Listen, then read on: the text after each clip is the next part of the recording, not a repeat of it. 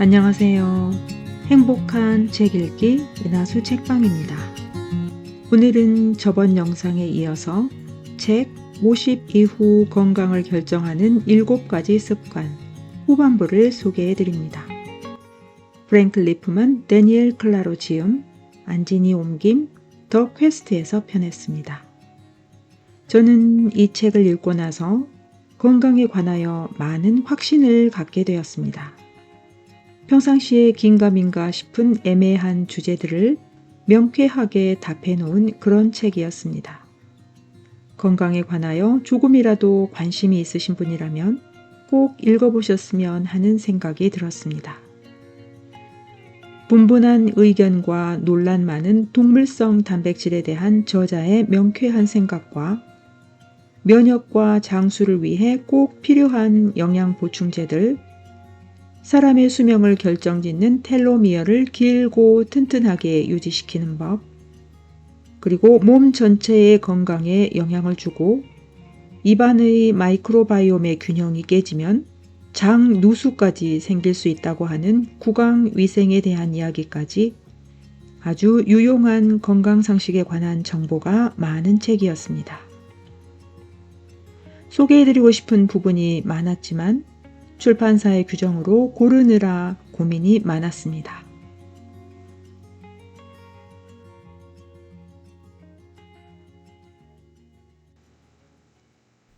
달걀은 천연 복합 비타민이다. 달걀에 관한 부정적인 이야기들을 믿지 마라. 신선한 고품질의 달걀은 단백질, 천연지방, 비타민, 미네랄의 훌륭한 공급원이다. 슈퍼푸드라는 말은 지나치게 부풀려진 용어지만 달걀은 실제로 슈퍼푸드로 불릴 자격이 있다. 달걀에는 뇌 건강에 좋은 콜린, 눈 건강을 지켜주는 루테인, 제아잔틴과 같은 핵심 영양소가 많이 들어있다. 특별한 경우가 아니라면 품질 좋은 달걀을 하루 2개씩 섭취하는 것이 좋다.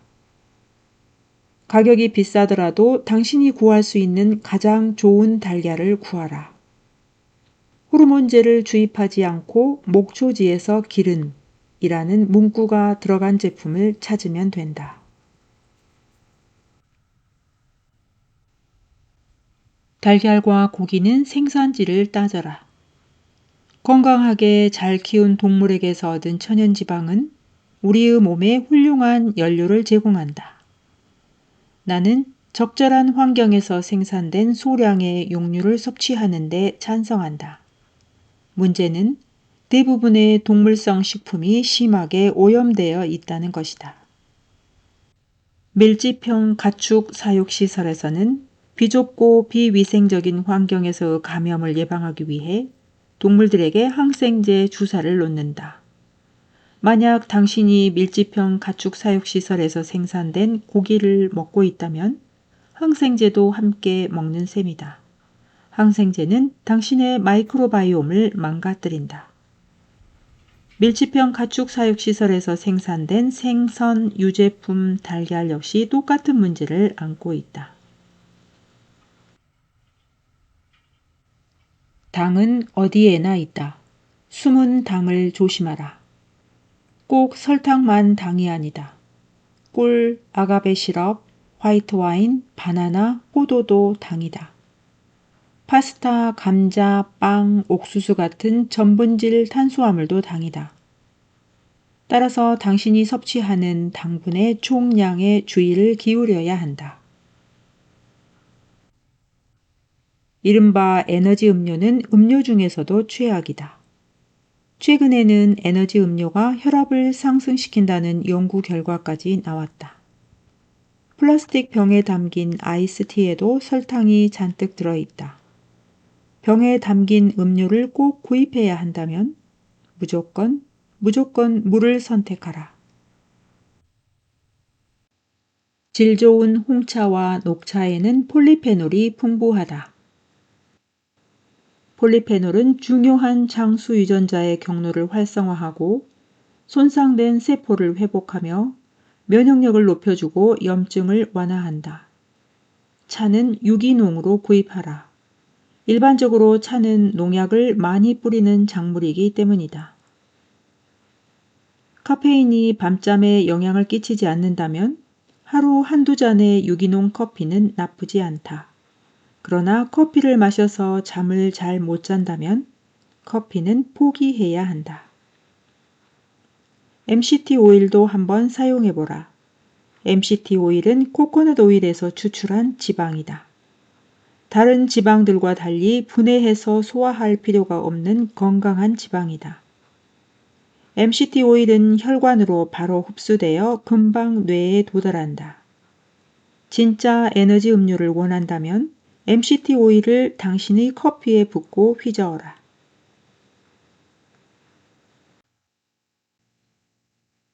불편한 뱃속을 방치하지 마라. 면역 체계를 강화하고 신체 기능이 원활하게 수행되도록 하려면 장내 미생물을 잘 돌보는 일이 정말로 중요하다. 그리고 나이가 들면 장내 미생물을 잘 관리하기가 조금 더 어려워진다. 그 이유 중 하나는 세크레틴 효소의 양이 감소하기 때문이다. 특히 나이가 들면 위산과 췌장 효소가 감소하기 때문에 소화 기능이 떨어지고 마이크로바이옴의 균형이 쉽게 깨진다. 특정한 약물 치료, 설탕과 가공식품의 과도한 섭취, 그리고 프리바이오틱스와 프로바이오틱스의 부족은 마이크로바이옴에 더욱 파괴적인 영향을 줄 수 있는 요인들이다. 마이크로바이옴이 망가지면 불편을 야기할 뿐 아니라 장누수라는 더 나쁜 결과를 초래할 수도 있다. 장누수란 장벽에 미세한 구멍이 생겨서 제대로 소화되지 못한 음식 입자와 독성 있는 입자들이 새어나가는 것이다. 장누수가 발생하면 온몸 구석구석에 염증과 통증이 발생한다. 과당을 조심하라. 과일에 함유된 당은 가공되지 않은 천연 물질이지만 그래도 당은 당이므로 과일 섭취에도 제한이 필요하다. 포도를 비롯해 바나나, 파인애플, 망고 같은 열대 과일들은 당이 많다. 신체 대사에 끼치는 영향 면에서 잘 익은 바나나 한 개는 당신의 커피에 들어간 설탕 한 봉지와 별반 다르지 않다. 과일은 주스 형태로 마시지 말고 자연 그대로의 상태로 먹어라. 당 함량이라는 측면에서 보면 과일 주스는 탄산음료와 똑같이 나쁘다. 염증 유발 식품이 노화를 앞당긴다. 우리에게 즐거움을 주는 와인, 빵, 파스타, 아이스크림, 피자, 감자튀김, 케이크, 옥수수 같은 음식들은 몸에 염증을 일으킨다. 당신이 감자튀김 한 접시를 먹는다고 가정하자. 감자는 전분이고 전분은 당으로 전환되므로 당신의 혈당 수치가 높아진다. 감자를 튀길 때 사용한 식용유 때문에 당신은 오메가6 지방산을 과잉 섭취하게 된다. 즉, 몸에서 염증성 화학물질을 생산한다. 오메가6 자체가 나쁜 물질은 아니다. 중요한 것은 오메가3에 대한 오메가6의 비율이다. 오메가3와 오메가6의 균형이 깨지면 몸에 염증이 생긴다. 오메가6는 우리가 먹는 음식에 두루 함유되어 있으며 특히 가공식품에 쓰이는 기름에 오메가6가 많이 들어있다. 우리가 어유로 만든 영양 보충제를 추천하는 이유가 여기에 있다. 어유 보충제는 오메가3로 채워져 있기 때문이다. 만약 당신이 정크푸드를 자주 먹는 사람이라면 당신의 마이크로바이옴은 10중 8구 균형이 깨져 있을 것이다. 마이크로바이옴 불균형이란 장벽이 튼튼하지 못하다는 뜻이다. 장벽이 헐거워지면 염증성 물질들이 혈관으로 새어나가서 신체의 여러 기관에 문제를 일으킨다. 당신은 머리가 아프거나 멍하다고 느낀다. 별다른 이유 없이 피곤하고 관절에 통증을 느끼고 온몸이 쑤신다. 피부에 습진이나 발진이 생긴다. 점액이 나오고 얼굴이 붓는다. 체중이 증가하고 마음이 불안해진다. 그리고 만성적 염증이 면역 체계를 약화시켜 암, 심장질환, 당뇨, 비만, 관절염, 알츠하이머병 발병 위험이 높아진다. 염증은 노화의 주된 원인이기도 하다.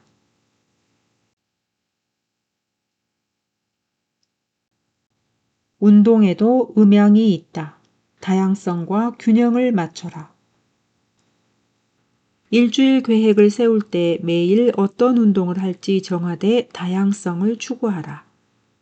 자전거 타기와 요가, 수영과 태극권, 이런 식으로 균형을 맞춰라. 당신이 일상적으로 하는 운동은 다양할수록 좋다. 다양한 운동을 하면 부상 위험이 감소하고 민첩성이 유지되며 의욕이 쉽게 떨어지지 않는다. 자세가 좋다면 달리기도 괜찮은 운동이다. 하지만 나는 달리기를 하다가 부상당한 환자를 많이 만났다. 자전거 타기나 수영은 관절과 근육에 무리를 주지 않으면서도 운동 효과를 충분히 볼 수 있다. 대다수 사람은 40세가 넘으면 매년 1%의 근육을 잃어버린다. 그래서 70세가 될 무렵이면 우리는 20대 때 근육량의 절반 정도만 가지고 활동해야 한다.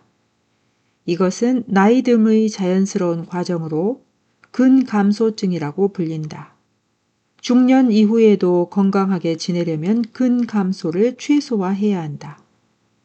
50대 후반까지는 근감소증을 크게 걱정하지 않아도 된다.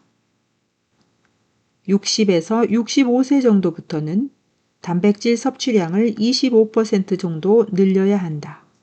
설령 동물성 단백질 섭취량이 늘어난다 하더라도. 근육량 유지의 중요성은 아무리 강조해도 지나치지 않다. 근육을 너무 많이 잃어버려서 노쇠해지는 일은 피해야 한다. 그래서 당신이 어떤 운동을 좋아하든 간에 들어올리기, 상체 운동, 등산, 플랭크, 물구나무 서기, 복싱, 수영, 자전거, 스쿼트, 프레싱, 폴링, 푸싱 등의 운동을 꾸준히 하라. 근력 운동을 강화하라는 것은 유산소 운동을 하지 말라는 뜻이 아니다. 유산소 운동은 근육량을 늘려주진 않지만 혈액순환을 촉진하고 세포의 미토콘드리아를 배가시키고 근육에 산소를 공급하고 지구력을 키우고 장수 유전자를 활성화한다. 근력 운동과 유산소 운동을 병행하되 최대한 여러 가지 운동을 배합하라. 큰 동작과 섬세한 동작을 골고루 하라. 언제나 멈춰 있기보다는 움직이는 쪽을 선택하라. 직장에서 일할 때는 자세를 수시로 바꿔주고 오랫동안 꼼짝 않고 있었다는 생각이 들면 어디서든 자세를 바꿔라. 어떤 사람들은 입식 책상이 해결책이라고 말하지만 8시간 동안 한자리에 서 있는다면 8시간 동안 가만히 앉아 있는 것과 큰 차이가 없다. 우리의 목표는 자주 자세를 바꾸고 움직이는 것이다. 뇌와 신체의 여러 부분을 골고루 사용하는 것은 건강하게 나이 드는데 핵심 요소다. 모든 영역에서 다양성을 추구하라. 접시에 다양한 채소를 담고 연령대가 다양한 사람들과 어울리고 다양한 운동을 하고 일상 속에 다양한 큰 동작과 섬세한 동작들을 배치하라. 하루에 20분 명상, 뇌를 끄는 연습. 당신을 괴롭히는 일이 있다면 하루 중 어느 시간에는 그 문제를 잊고 뇌를 꺼버릴 수 있는가? 그 일이 무엇이든 간에 그것에 대한 생각을 멈출 수 있는가? 아니면 그것에 대한 생각이 머릿속에 맴돌아 밤에도 잠을 이루지 못하는가? 이것이 명상을 해야 하는 유일한 이유는 아니지만 하나의 동기는 된다. 마음을 안정시키는 당신만의 방법을 찾는다면 당신을 갉아먹는 생각으로부터 잠시 벗어날 수 있다. 하지만 마음을 안정시키는 방법은 하나로 정해져 있지 않다. 명상을 꼭 정석대로 해야 하는 것도 아니다. 이럴 때는 하루에 20분을 쪼개서 자신에게 잘 맞는 활동을 하면서 마음을 진정시키는 편이 낫다. 긴장을 풀고 즐거운 마음으로 할 수 있는 단순한 활동을 찾아보라. 조용한 장소에서 뜨개질을 하거나 악기 연주를 하거나 눈을 감고 좋아하는 음악을 듣거나 공원에 나가서 맞은편에 나무와 사람을 그리거나 천천히 걷거나 주변의 사물들을 유심히 관찰하라. 마당의 흙을 파거나 밑그림에 색칠을 하거나 숲속을 정처 없이 거닐거나 특정한 종류의 나뭇잎을 수집하라. 그때그때 다른 활동을 해도 된다. 이 시간을 중요하게 생각하고 약속처럼 취급하라. 자리에서 살짝 빠져나와서 옆방으로 가 문을 닫거나 밖으로 나가라. 이렇게 20분의 시간을 스스로에게 허용한다면 당신은 때로는 미묘하고 때로는 뚜렷한 전환을 체험할 것이다. 면역과 장수를 위한 영양제. 내가 추천하는 영양제의 대부분은 면역 체계를 지원하고 미토콘드리아의 기능을 강화하며 장수 유전자의 경로를 활성화하는 제품들이다. 바이러스의 복제를 억제하고 염증 반응을 조절하고 면역 반응을 안정화하고 세포의 방어 활동을 조절하는 데 도움이 된다. 물론 영양제가 건강한 습관을 대신할 수는 없다. 신체 기능을 강화하려면 식단에서 설탕과 정제 탄수화물을 제거하고 날마다 햇빛을 쬐고 일상 속에서 신체 활동을 많이 해야 한다. 영양제는 어디까지나 보조수단이다. 비타민 D는 뼈의 건강과 여러 가지 대사 과정에 반드시 필요하다. 또 비타민 D는 면역 기능을 향상시킨다. 최근 비타민 D의 중요성에 관한 논란이 벌어지기도 하지만 나는 비타민 D 섭취를 추천한다. 비타민 D가 부족하면 특정 유형의 암이 유발된다는 설도 있다. 의사에게 당신의 비타민 D 수치를 알아봐 달라고 해서 수치가 낮으면 보조제를 섭취하라. 커큐민은 강황의 뿌리에서 추출한 물질로서 염증과 싸워 통증과 피로를 줄이고 기분을 좋게 하고 인지 기능을 향상시키고 장수 유전자 경로를 자극한다. 또 커큐민은 암세포의 정상적인 발달을 방해하기 때문에 전통의학에서 항암 약제로 사용된다. 전신의 건강을 증진하는 우수한 향신료다. 케르세틴은 식물성 색소로서 포도, 베리, 체리, 사과, 양파, 브로콜리, 케일, 토마토, 차 같은 식품에 소량 함유되어 있다.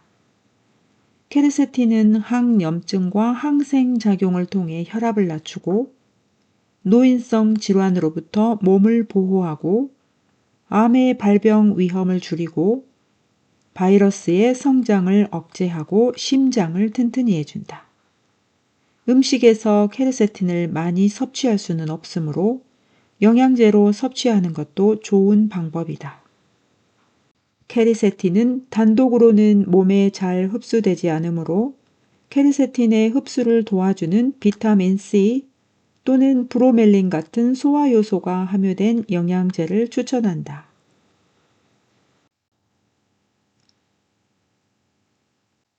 알파리포산은 체내의 모든 세포에서 자연스럽게 생성되지만 그것만으로는 불충분하다. 알파리포산은 염증을 치료하고 혈당을 낮추고 면역체계를 조절하고 피부 콜라겐을 보호하고 신경계의 건강을 지키고 다른 항생물질들의 효과를 높인다. 풀을 먹여 키운 붉은 고기에서도 알파리포산을 얻을 수 있다. 특히 내장 부위에 알파리포산이 풍부하다. 브로콜리와 시금치 같은 채소에도 알파리포산이 들어있다. 하지만 대부분의 사람들은 알파리포산 섭취량이 부족하다.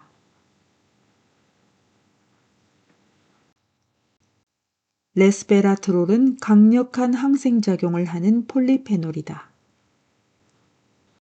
레스베라트롤은 항염증제로서 암 예방 효과가 있다고 알려져 있고 신경을 보호하므로 뇌에도 좋게 작용한다. 레스베라트롤의 효과는 칼로리 섭취를 제한할 때의 효과와 비슷하다. 장수 유전자의 하나인 시루토인의 활동을 촉진한다. 입안에도 마이크로바이옴이 있다. 입속 미생물 군집의 불균형은 면역체계를 무너뜨리고 몸속에서 염증을 유발한다. 여러 편의 연구에 따르면 구강질환은 심장질환의 원인이 될 수 있다. 전체론적 치의학이라는 신생의학에서는 입속 마이크로바이옴을 통해 몸 전체를 치료할 수 있다고 본다. 당신이 몸에 바르거나 몸속에 집어넣는 모든 물질과 마찬가지로 구강관리 제품들도 독성 물질이 가장 적게 들어간 것을 사용해야 한다. 일반적인 치약에는 화학물질이 상당히 많이 들어있으니 천연 치약을 선택하라. 리스테린 같은 항균 구강 청결제는 사용하지 마라. 항균 구강 청결제는 좋은 박테리아까지 다 죽인다. 입냄새가 문제라면 텀스 오브 메인과 같은 천연 구강 청결제를 권한다. 어떤 사람들은 구강 청결제 대신 자연 항균 물질인 유기농 코코넛 오일로 입을 헹군다.